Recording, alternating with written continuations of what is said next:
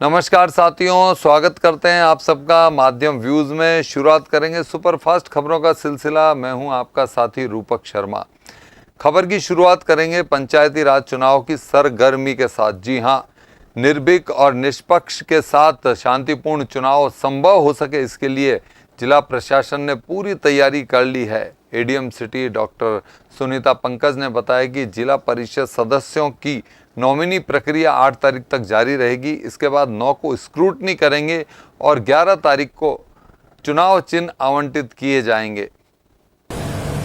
जिला प्रशासन का सबसे जो महत्वपूर्ण मोटिव ये रहता है कि जो पंचायती राज के और जिला परिषद सदस्य के जो चुनाव जो जारी किए गए राज्य निर्वाचन आयोग के द्वारा, उस संबंध में निर्भीक रूप से शांतिपूर्ण तरीके से इस चुनाव की प्रक्रिया को पूरी तरीके से कंप्लीट किया जाए। और इस क्रम में कल तारीख 4 से लेकर 8 तारीख तक यहाँ पे जिला परिषद सदस्यों हेतु नॉमिनेशन की प्रक्रिया प्रारंभ हो गई है और 8 तारीख के बाद में इसके 9 तारीख को स्क्रूटनी करके 11 तारीख को सिंबल अलॉटमेंट का कार्य किया जाएगा। एक और जहां पानी की समस्या को लेकर कई वार्डों के लोग जलदाय विभाग के चक्कर काट रहे हैं, वहीं लादिया नई सड़क पर हर रोज लगभग हजारों लीटर पानी व्यर्थ बह जाता है। क्षेत्र के लोगों ने मामले को लेकर जिला पार्षद सहित विभाग को सूचित किया, लेकिन अभी तक किसी ने ध्यान नहीं दिया। सोमवार को महिंद्रा एंड महिंद्रा कंपनी की नई कार AUV 700 की लॉन्चिंग की गई। इस दौरान कार्यक्रम की अध्यक्षता JS 4 व्हील के प्रबंध निदेशक निकुंज सांघी ने की। इस दौरान उन्होंने मीडिया से बात करते हुए बताया कि एक अनोखे एवं मजबूत प्लेटफार्म पर ये गाड़ी महिंद्रा एंड महिंद्रा ने लॉन्च की है। इधर JS 4 व्हील के ऋषभ सांघी ने बताया कि गाड़ी में विश्व स्तरीय फीचर्स हैं जो पेट्रोल और डीजल दोनों वेरिएंट में उपलब्ध है। वहीं 7 और 5 सीटर में ये गाड़ियां उपलब्ध हैं। अब तक की बेहतरीन गाड़ियों में से एक गाड़ी है ये। क्या इसमें खास बात है? तो ये महिंद्रा की अब तक की सबसे ज़्यादा टेक्नोलॉजी एडवांस्ड व्हीकल है। XUV 700 पेट्रोल डीजल दोनों वेरिएंट में उपलब्ध रहेगी। मैनुअल और ऑटोमेटिक ट्रांसमिशन दोनों में उपलब्ध रहेगी और 5 सीटर 7 सीटर दोनों ऑप्शंस में उपलब्ध रहेगी। इसमें इंडस्ट्री फर्स्ट ADAS फीचर दिया गया है, जिसको एडवांस्ड ड्राइवर असिस्ट सिस्टम कहा जाता है। इसमें फीचर्स होंगे लेन डिपार्चर वार्निंग, लेन असिस्ट, ड्राइवर ड्राउजीनेस अलर्ट। और ये गाड़ी अपने आप इस तरह से चलेगी कि आगे वाली गाड़ी को टारगेट बना के, जब आगे वाली गाड़ी ब्रेक मार रही है खुद ब्रेक मारेगी, जब वो स्पीड पकड़ रही है तो खुद स्पीड पकड़ेगी। तो ड्राइवर का जो फटीग होता है चलाने का, लॉन्ग डिस्टेंसेस पे हो गया या सिटी ड्राइविंग में हो गया, तो वो फटीग बिल्कुल भी नहीं रहेगा। इसके अलावा जो पैनोरामिक सनरूफ है, आपने देखा होगा, पूरा फ्रंट सीट से लेकर मिडिल रो तक पूरा सनरूफ इसमें उपलब्ध रहेगा। और बाकी के जो फीचर्स आजकल की जो किसी भी लेटेस्ट गाड़ी में अवेलेबल होते हैं, वो तो इसमें अवेलेबल होंगे ही होंगे। अब वक्त तो चला एक छोटे से ब्रेक का। अलवर वासियों के दिल में अपनी अलग पहचान बना चुके त्रिहान ग्रुप खास आपके लिए लेकर आए हैं नगर विकास न्यास अलवर द्वारा अनुमोदित अलवर की बेहतरीन अफोर्डेबल आवासीय योजना, जिसमें आपके लिए उपलब्ध है सुरक्षित जीवन शैली, वो भी सिर्फ नाम मात्र की कीमतों में। कोई भी मन बनाने से पहले साइट विजिट जरूर करें, क्योंकि फ्लैट की कीमत है सिर्फ 5,15,000 रुपए से शुरू। अलवर भिवाड़ी मेगा हाईवे पर स्थित ये टाउनशिप आपके लिए पूरी तरह से सेफ है, जहां आपको मिलेंगी चौड़ी सड़कें, हरे भरे गार्डन, मंदिर और गुरुद्वारा। तो जल्दी कीजिए, सीमित फ्लैट्स उपलब्ध।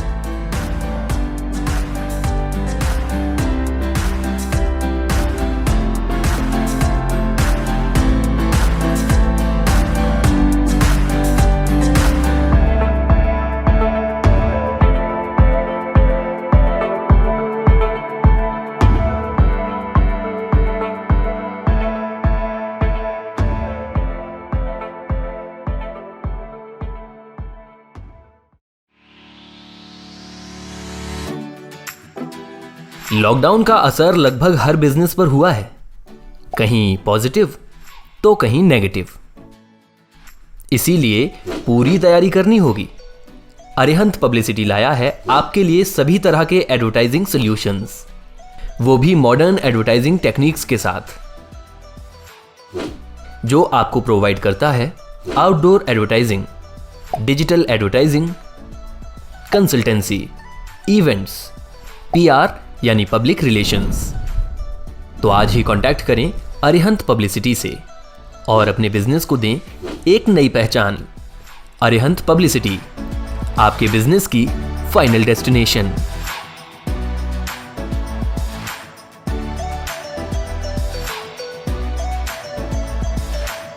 ब्रेक के बाद स्वागत है आप सबका। एक बार फिर से रुक करेंगे खबरों की ओर। इस बार अरावली की वादियों में हर वर्ष लगने वाला मां करनी का मेला भी इस बार कोरोना एडवाइजरी के चलते नहीं लगाया जाएगा, लेकिन श्रद्धालुओं के दर्शन के लिए छूट दी गई है। ADM city doctor Sunita Pankaj ने बताया कि कोरोना की नई गाइडलाइन के आधार पर किसी भी प्रकार से मेला लगाए जाने पर प्रतिबंध है, लेकिन श्रद्धालु माता के मंदिर के दर्शन के लिए जा सकेंगे। कल से नवरात्रा शुरू है तो करनी माता का हर बार मेला भरता है। इस बार किस तरीके की व्यवस्था रहेगी प्रशासन की तरफ से कोविड गाइडलाइन को देखते हुए? जो नवीन कोविड गाइडलाइन जो 17 सितंबर की जो होम डिपार्टमेंट से जारी हुई थी, उसके अनुसार जो है जुलूस, मेले, समारोह इन पे पूर्णतः प्रतिबंध लगाया है। तो उसी के क्रम में इस बार भी करनी माता का मेला जो है वो नहीं हो, उसका आयोजन नहीं हो पाएगा। आम दर्शन के लिए मंदिर खुला रहेगा, लेकिन मेला आयोजित नहीं होगा। किसी प्रकार की कोई भीड़ भाड़ नहीं, लोग जाकर दर्शन कर सकते हैं, लेकिन मेला आयोजित नहीं होगा। इन दिनों चल रहे डेंगू और चिकनगुनिया जैसे भयानक बुखार में लोगों की जान पर बनाई है। युवा समाज सेवी और MS ज्वेलर्स के डायरेक्टर दीपक गर्ग ने लोगों से आग्रह किया कि इस संकट की घड़ी में लोग आगे आएं और रक्तदान करें, क्योंकि इस समय ब्लड की सबसे अधिक आवश्यकता है और सिर्फ इंसानी शरीर ही रक्तदान कर सकता है। इसलिए इंसानियत को समझें और लोगों की मदद के लिए आगे आएं। डेंगू और चिकनगुनिया जैसे जो वायरल डिजीज फैल रही है, अस्पतालों में खून की कमी हो रही है, तो ब्लड के लिए किस तरीके का प्रयास आप कर रहे हैं और क्या संदेश देना चाहते हैं आम जनता को? देखिए, मैं तो आम जनता को ये संदेश देना चाहूंगा कि जो भी आदमी स्वस्थ है, आदमी से मतलब जो भी महिला या पुरुष स्वस्थ है, उसको एक अपना कर्तव्य मानकर इस समय, संकट के समय में, क्योंकि डेंगू और भी जो बीमारियां हैं काफी फैल रही हैं और उसके कारण ब्लड की और प्लेटलेट्स की काफी कमी चल रही है। तो नॉर्मल एक ब्लड तो डोनेट करना ही चाहिए। साथ में अपने नजदीकी ब्लड बैंक में अपना नंबर रजिस्टर्ड करना चाहिए कि अगर बहुत इमरजेंसी हो और उनको प्लेटलेट्स की जरूरत पड़े तो वो उनको देनी चाहिए। और इसमें शरीर को कोई तकलीफ नहीं होता, मतलब जब आप रक्तदान करते हो तो उसकी तुरंत भरपाई शरीर कर लेता है। तो इतना सा मेरा एक मैसेज है। और अपने लेवल पे सबको, आप जितने लोगों को समझा सको उतना समझाने का प्रयास करना चाहिए कि ब्लड डोनेट करें जीवन में। हमारे दर्शकों के लिए मानसिक स्वास्थ्य जागरूकता कार्यक्रम के दौरान हर दिन जाने माने वरिष्ठ मनोरोग चिकित्सक डॉक्टर जयेश शर्मा अपने विचार रखेंगे और मानसिक स्वास्थ्य के बारे में लोगों को जागरूक करेंगे। आज का टॉपिक है कोरोना के दौरान लोगों के मानसिक स्वास्थ्य पर क्या प्रभाव पड़ा और इसे कैसे बचा जा सकता है। तो देखेंगे डॉक्टर जयेश शर्मा के साथ ये वार्ता। बिल्कुल बहुत ही अब सटीक चीज़ है और आजकल के परिप्रेक्ष्य में बिल्कुल सही फिट बैठती है। कोरोना महामारी में पूरा समाज, पूरा देश, पूरी मानवता एक तरीके से त्रस्त हो गई थी, एक तरीके से परेशान हो गई थी। ऐसा अपन ने अपनी ज़िंदगी में तो देखा नहीं था। आज से 100 साल पहले ज़रूर स्पेनिश फ्लू जब हुआ था तब लोगों थे, लेकिन 100 साल की बात हो गई। उस समय के लोग बाग तो अब शायद जिंदा भी नहीं है, लेकिन इतिहास जरूर है कि इस तरह की चीज़ हुई थी और वही चीज़ अभी 2020 में 2021 में हुई है। कोरोना महामारी पूरे विश्व के ऊपर एक बहुत ही भयंकर महामारी के रूप में सामने आई। ऐसी महामारी जिसमें कि पूरे देश तबाह हो गए, पूरे के पूरे देश की इकोनॉमी स्टैंड हो गई, स्टॉप हो गई, मतलब, और पूरा का पूरा देश एक तरीके से क्या कहना चाहिए, बहुत संकट की स्थिति में आ गया। बिल्कुल सही बात। और ऐसी स्थिति में पूरी मानवता के ऊपर एक नया संकट पैदा हो गया कि अपने आप को किस तरीके से स्वस्थ और सुरक्षित रखें। कोरोना के जो बहुत जगह वैरायटी जो एडवाइजरी जो बीच बीच में आती थी, जैसे शुरू में प्रधानमंत्री मोदी साहब ने भी बोला था कि थाली बजाओ और दीपक जलाओ और ये सब चीज़ थी। ये सब चीज़ के पीछे ये था कि लोगों को अवेयर करने का बहुत ज़्यादा प्रोग्राम था कि उनको ये इस तरह की एक ज्ञान, एक नॉलेज दी जाए कि अपन इससे किस तरीके से बच सकते हैं। फिर अपने सामने एडवाइजरी आई थी कि डिस्टेंस मेंटेन रखें, हाथों को बार बार धोएं और मुंह पर मास्क रखें। और इस चक्कर में अपन ने पहले एपिसोड में पूरा हिंदुस्तान देश और पूरी जो था विश्व एकदम लॉकडाउन में चला गया। ऐसी लॉकडाउन की स्थिति में आदमी मानव कभी भी घर में कैद होने की आदत में कभी रहा नहीं है और ये एक ऐसी स्थिति आ गई जिसके लिए अपन तैयार भी कभी नहीं थे, सोचा भी नहीं था कि घर में कैद हो जाएंगे, अपने सारे उद्योग धंधे, अपने सारे ट्रांसपोर्टेशन बंद हो जाएंगे, सड़क एकदम वीरान हो जाएंगी, ऐसा कभी सोचा नहीं था। और जब सोचा नहीं था तो इसके लिए अपन तैयार भी नहीं थे। शुरू में तो लोगों ने इसको बड़ा अच्छे तरीके से लिया कि हम घर में रहेंगे, छुट्टी मनाएंगे, क्योंकि कभी कभी सप्ताह में 1 दिन की छुट्टी मिलती थी और वो कम पड़ती थी तो लोग सोचते थे शायद 2 दिन की छुट्टी हो जाए तो ठीक है। अभी तो पूरे के पूरे आपको महीनों की छुट्टी मिल गई। तो शुरू में तो लोगों को बड़ा अच्छा लगा, लेकिन फिर बाद में अखरने लगा। लोगों के उद्योग धंधे बंद हो गए, जेब से पैसे खर्च होने लग गए, खाने पीने की चीज़ें ख़त्म होने लग गई या बड़ी मुश्किल से वो मैनेज होने लगी और एक घर की 4 दीवारी में सिमट के ही रह गए। ऐसी ज़िंदगी के अपन अभ्यस्त नहीं थे। इन परिस्थितियों में करीब सभी लोगों को मानसिक तनाव, मानसिक डिप्रेशन या अवसाद की स्थिति सबको झेलनी पड़ी। मैं ऐसा नहीं कहूँगा कि किसी ने भी ऐसा एक्सपीरियंस नहीं किया हो, यदा कदाई कोई ऐसा निकल के आए जो कहा हो कि तब हमको ऐसा नहीं हुआ, लेकिन मैं कहता हूँ कि करीब पूरी मानवता ने डिप्रेशन और एंजाइटी का एहसास किया। ये कोरोना काल का सबसे बड़ी त्रासदी रही है। इसके अलावा त्रासदी ये रही थी कि लोग बाग जो अच्छे से सेटल हो गए थे अपने घर में, रोज़मर्रा की ज़िंदगी अच्छे से कमाते थे, बच्चे स्कूल जाते थे, गृहणियाँ अपना खाना वाना बना के तैयार रखती थी, वो एकदम तरीके से स्मैश्ड हो गया, एक तरीके से डिस्टर्ब हो गया पूरा, है ना। बच्चे स्कूल जाना बंद हो गए, सड़कों पर यातायात बंद हो गया, सारी रेलगाड़ियाँ और मेट्रो बंद हो गई, सिटी बसें बंद हो गई, लोग बाग ना फैक्ट्री में जा सकते हैं, तो वो घर में रहने की वजह से डिप्रेस्ड हो गए। दूसरी चीज क्या है, उनकी इकोनॉमी खत्म हो गई और एक अलग तरीके की जिंदगी हो गई, एक अलग तरह की जिंदगी होगी जिसके बारे में सोचा नहीं था, कभी भी नहीं था। तो ये कोरोना का सबसे बड़ा अभिशाप रहा है और उस अभिशाप से अभी भी अपन निकले नहीं है। सेकंड जो एपिसोड हुआ था कोरोना का, जो सेकंड फेज आया था, उसमें फिर अपन को लॉकडाउन का सामना करना पड़ा, लेकिन इस बार लोगों ने पहले लॉकडाउन की तरीके से उसको एंजॉय नहीं किया। लोग बाग फिर ये जल्दी के कोरोना जैसे के भी हेट निकले और हम अपने 4 दीवारी से बाहर निकले और अपने स्वतंत्र हुए। बिल्कुल। तो ये कोरोना का सबसे बड़ा अभिशाप है कि पूरी मानव जाति ने एंजाइटी के साथ साथ डिप्रेशन का एहसास किया। नहीं डॉक्टर साहब, लेकिन अभी जो पीरियड गुजर चुका, या मैं अभी ये बात कहूँ कि अभी भी लोगों को ये लग रहा है तीसरी लहर आएगी, क्योंकि आप देख रहे हैं लगातार सेंट्रल गवर्नमेंट या स्टेट गवर्नमेंट या WHO लगातार इस चीज को फॉलो अप करती जा रही है कि भाई तीसरी लहर भी आ सकती है, आएगी, उसको रोका नहीं जा सकता, टाला जा सकता, उसके लिए भी तैयार रहें। ऐसी स्थिति में आज भी लोग मानसिक तनाव में है कि पता नहीं तीसरी, क्योंकि दूसरी लहर भयावह थी जी, बड़े अजीब से हालात देखे दूसरी लहर में, बहुत लोगों ने मरे ज्यादा लोग डेथ ज्यादा हुई थी, अपने नियर डियर्स को उन्होंने खोया है।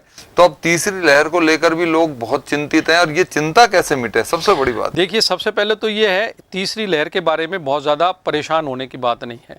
अगर आपने वैक्सीन लगा ली है, आप कम से कम 70 से 80% सेफ हो गए हैं, सुरक्षित हो गए हैं।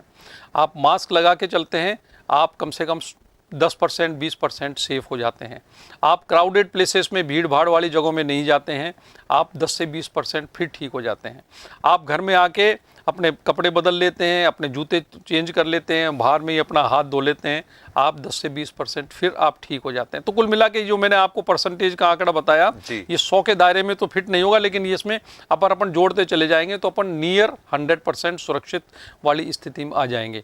तो घबराने की कोई बात नहीं है। समय समय पर जो गवर्नमेंट की एडवाइजरी निकलती रहती हैं, उनको अपन को फॉलो करना है।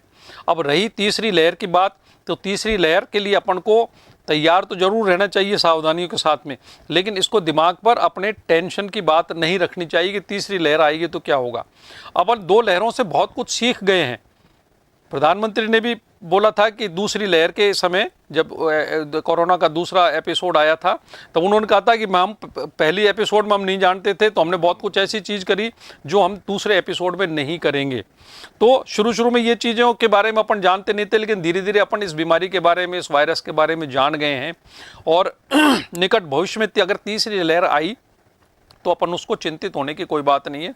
अपने पास में बहुत संसाधन है। सबसे पहले तो आप वैक्सीनेशन करवाइए, क्राउडेड प्लेसेस पे, भीड़ भाड़ वाली जगह पे मत जाइए, मास्क लगाने की प्रवृत्ति आप हमेशा बनाए रखिए, ये आपको बहुत कुछ सेफ कर देती है। फिर आप हाथ धोइए और फिर अगर कोई दिक्कत हो जाती है तो बिना किसी झंझट के आप डॉक्टर के पास में जाइए और वहाँ से इलाज लीजिए, आप ठीक हो जाएंगे, ऐसी कोई बात नहीं है। डॉक्टर साहब, देखा गया है कि तीसरी लहर संभावित बताई जा रही है, लेकिन सरकार चाहे वो सेंट्रल की हो चाहे वो स्टेट की हो एडवाइजरी जारी कर रही है, भीड़ ना हो, ये ना हो, वो ना हो। लेकिन अभी आप देख रहे हो पंचायत के चुनाव सरकार करा रही है, अब चुनाव में रैली भी होंगी, भीड़ भी होगी, तो एक आम आदमी खासकर ग्रामीण वो कैसे बचे उसमें? देखिए, सबसे बड़ी चीज़ तो ये आपने बहुत ही अच्छा सवाल किया है कि अपन एक तरफ तो उनको भीड़ भाड़ वाले इलाकों में जाने से मना करते हैं, तो और ये चुनाव में तो बिना भीड़ के तो कोई काम होता ही नहीं है। सभाएं होंगी और फिर रैलियां निकलेंगी और ये भीड़ का इलाका ही होएगा। फिर भी मैं आपसे यही कहूँगा कि एक तो सरकार को मैं सलाह देना चाहता हूँ कि रैलियाँ और सभाएँ ना करके वर्चुअल जो चीज़ होती है वो किए जाए, जिससे कि अपन टीवी पे देख लें, अपने घर पे भी देख लें। भाई अपन को मैसेज पहुंचाना है पूरी जनता तक, तो मैसेज के अपने पास में बहुत सारे और माध्यम हैं, बिना भीड़ भाड़ किए हुए अपन उन चीज़ों का इस्तेमाल कर सकते हैं और ये चीज़ को फैलने से रोका जा सकता है। फिर भी अगर अपन को कहीं ये जाना होता है तो अपन पूरी तरीके से देखो मास्क लगाइए। अपन ने बहुत अच्छा है कि अपन ने पूरे हिंदुस्तान में बहुत कुछ अच्छी परसेंटेज में वैक्सीनेशन करवा दिया है, जो अपन को बहुत सुरक्षित कर रही है। और इसके अलावा क्या होता है कि फिर आपकी भी देखो जिम्मेवारी बनती है, अगर गवर्नमेंट नहीं भी करती है तो शरीर तो अपना है ना, ज़िंदगी तो अपनी है, अपन इसका अपना खुद का ध्यान रखना पड़ेगा। कोई हर एक चीज़ के लिए गवर्नमेंट थोड़ी कहेगी। तो आप ऐसी इलाकों में कम से कम जाइए जहाँ पे भीड़ भाड़ हो रही हो। फिर भी अगर जाते हैं तो मास्क लगाइए और फिर आने के बाद में अपने परिवार वालों को उससे थोड़ा सा दूर रखिए, हाथ भी धोइए, थोड़ी देर के लिए डिस्टेंस में मेंटेन रखिए। तो ये सब चीज़ तो करनी पड़ेगी। फिर भी अगर कोरोना की तीसरी लहर आती है तो उससे घबराइए मत। हर लहरों से अपन ने सीखा है तो तीसरी लहर से भी कुछ सीखेंगे, सामना करेंगे। तो डॉक्टर साहब, दर्शकों को आपने बहुत अच्छी जानकारी दी और पॉजिटिव रहने के लिए किस तरीके से अपनी दिनचर्या बनाए ताकि एक पॉजिटिविटी बनी रहे। बिल्कुल, बहुत अच्छी बात आपने कही है कि अपन प्रिवेंशन कैसे कर सकते हैं, इससे कैसे बचा जा सकता है। कोरोना से बचाव ही उपचार है। तो बचने के मैं आपको उपाय बताता हूँ। देखिए, सबसे पहले तो आप अपने दिमाग में कोई भी नेगेटिव चीज़ नहीं लाइए। ऐसा मत करिए कि साहब ऐसे नुकसान हो जाएगा। हमेशा पॉजिटिव चीज़ के बारे में सोचें, फ़ायदे के बारे में, स्वास्थ्य के बारे में सोचिए। दूसरी चीज़ क्या है कि आप अपनी डेली रूटीन जो होती है, दैनिक दिनचर्या को अच्छे से बनाइए। अच्छा खाइए, ताज़ा खाइए, गर्म खाइए। जो रेस्टोरेंट वगैरह की जो चीज़ होती है उस पर अपन को विश्वास नहीं होता है कैसी चीज़ बनाई गई हो, तो घर की चीज़ों पे ज़्यादा विश्वास करिए। सभी महिलाओं से भी है कि अपने घर में गर्म चीज़ बनाएं, ताज़ा चीज़ बनाएं जो ठीक रहे। नॉन वेजिटेरियन का कम से कम ध्यान रखिए, क्योंकि जिस चीज़ का जिस जानवर का अपन मांस खाने जा रहे हैं वो भी तो इन्फेक्टेड हो सकता है और अपन को ये नहीं पता कि कोरोना उनमें भी हो सकता है। तो कम से कम नॉन वेजिटेरियन ले तो ज़्यादा ठीक रहेगा। इसके अलावा क्या होता है कि आप योगा करिए। आप अपने शरीर में इस तरीके की पावर मजबूती लाइए, जिससे कि अगर मान लो वायरस आपके शरीर में घुस भी जाता है तो वहाँ का वहीं निष्क्रिय हो जाए। ठीक है ना। तो सबसे पहले आप योगा करिए, सुबह घूमने की आदत बनाइए, अपने शरीर को आधा घंटा योगा और एक्सरसाइज से करिएगा। उसके अलावा आपके विचार अगर पॉजिटिव होंगे तो आपके शरीर की इम्यूनिटी भी अच्छी होगी। तो हमेशा कभी गलत विचार मत करिए। ऐसा मत सोचिए कि मैं आ जाएगा तो मर जाऊँगा। आप ये सोचिए ना कि मैं क्यों मरूँगा, मेरे आएगी नहीं। जब आपके साथ में ये विचार होंगे तो आपके कोई कोरोना की बात ही भी नहीं होगी और आएगा भी नहीं। अच्छा, मेरा एक्सपीरियंस ये, दूसरी और पहली लहर में जिन जिन लोगों ने पॉजिटिव सेंस रखा वो कोरोना होने के बावजूद भी आईसीयू से लड़के आए हैं कोरोना से और जिंदा हैं। और जो लोग बाग बड़े डुलमुल वाली स्थिति में रहे थे कि अपने को बड़े असमंजस की स्थिति में पा रहे थे, बड़े नेगेटिव थे, डर रहे थे, उन लोगों के साथ में बड़ी त्रासदी हुई है। तो मेरा एक्सपीरियंस ये है कि आप हमेशा पॉजिटिव रहिए, मजबूत रहिए, मानसिक रूप से कमज़ोर ना पड़िए। ये पॉजिटिव होने का सबसे चीज़ है। आप पॉजिटिव हैं तो आपका शरीर पॉजिटिव है, आपका शरीर पॉजिटिव है तो आपकी फैमिली पॉजिटिव है, आपकी फैमिली पॉजिटिव है तो ये देश पॉजिटिव है और सुरक्षित है। बहुत बढ़िया डॉक्टर साहब, आपने बहुत बेहतरीन जानकारी हमारे दर्शकों को दी और आज आप स्टूडियो में आए, आपका बहुत बहुत धन्यवाद।